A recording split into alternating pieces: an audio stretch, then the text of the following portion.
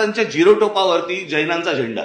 इथपर्यंत गेलं की सगळं तुम्हाला महाराजांचा झिरो टोप वगैरे कळेल असं झाला. कसले पांढरे पट्टे मारताय, कशासाठी मारताय, कुठून आलंय नवीन? जैन समाजाबद्दल जे काय धर्माचं काम करत असाल करा, करण्याबद्दल काहीच प्रश्न नाहीये. नको त्या भानगडीत कशाला येत आहे?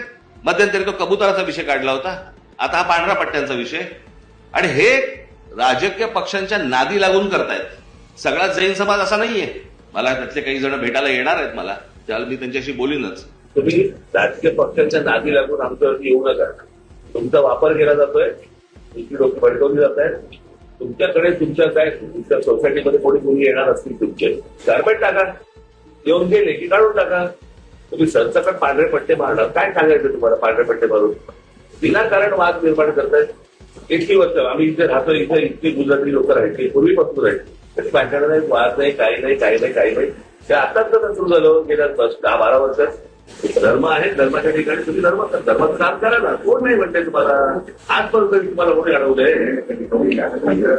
आता काय भेटतात पंत सागर बरोबर आहे. माझ्या घरी येऊन गेले, भेटतो, घरी आले, जेवले, त्यांचं जेवले, जेवले.